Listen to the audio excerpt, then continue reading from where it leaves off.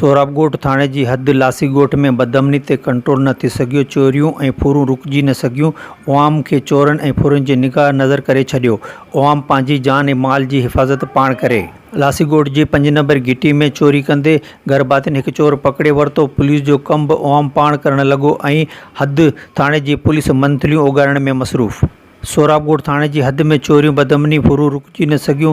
हद थाणे जी पुलिस रुगो मंशियात ईरानी पेट्रोल सोपारियुनि गुटकनि वारे अॾनि या वरी नई तइमीर थींदड़ इमारत वारनि खां मंथियो उगाइण में मसरूफ़। सोराब ॻोठ थाणे जी हद लासी ॻोठ नूरखान ॻोठ समेत मुख़्तलिफ़ वसिंदनि में हिकु हफ़्ते अंदरि 12 खां वधीक रेज़नी जा वाक़िया पेश आया, जॾहिं त फुर मज़म्मत ते गोलियूं लॻण सबबि पुलिस ASI समेत 6 ॼणा ज़ख़्मी ऐं 2 ॼणा क़त्ल थी चुका आहिनि। पर हद थाणे सोराब ॻोठ जी पुलिस रुगो NC दाख़िल करे पंहिंजी ज़िम्मेदारी निभाए रही आहे। अॼु सुबुह लासी ॻोठ जे 5 नंबर घिटी में चोर अब्दुल करीम बंगाली जो घर जा ताला तोड़े घर में दाख़िल थिया त पाड़े वारनि ॾिसी वरितो त चोरनि फरार थियण जी कोशिश कई ऐं हुननि मौक़े ते हिकु चोर पकड़े वरितो। पकड़ियल चोर जो चवणु आहे त असां केतिरा ई भेरा चोरियूं कयूं आहिनि। असां वटि हिकु चाबी आहे, जेको हुन ॾेखारींदे चयो त हिन खे चाइना चाबी चयो वेंदो आहे। हीअ हर ताले खे आसानी सां लॻंदी आहे या कट ज़रिए ताला कटे घरनि में दाख़िल थी चोरियूं कंदा आहियूं।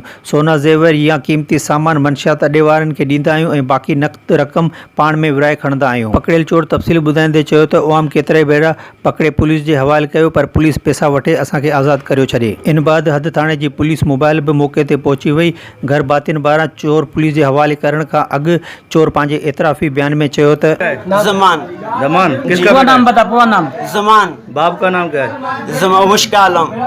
मुश्क आलम। कितने अरसे से ये काम कर रहे हैं? सर ये भी पाउडर पीने लग गया हूँ। नहीं 6 महीने हो गए पाउडर पीते हुए। पहले मैं मजदूरी करता था, सच बोल रहा हूँ, मैं गलत नहीं बोल रहा हूँ। पहले मैं मजदूरी करता था सर, जब से ये पीने लग गया हूँ तब से जो है ना 2 दफा ये पहले मोटर लेकर गया था उधर भाड़े से, एक बार ये आ गया। 6 महीने में 2 बार की तूने?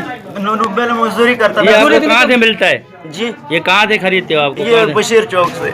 नशा लासी ॻोठ में नहीं मिलता है? लासी ॻोठ में मिलता है। लासी ॻोठ में कभी कभार मिल जाता है। इधर देखिए, मोबाइल की तरफ देखिए, लाइट की तरफ देखना। लड़के कौन बेच रहे हैं? बंगाली या कौन है? ये नीचे नदी की तरफ रहते हैं। और है कौन? हिंदू है जी। नदी की तरफ रहते हैं। 7 नंबर वाली साइड पे और साइड पे? ये इस साइड पे। कौन सी साइड पे? इस साइड पे। मैं तो बशीर चौक से खरीदता हूँ।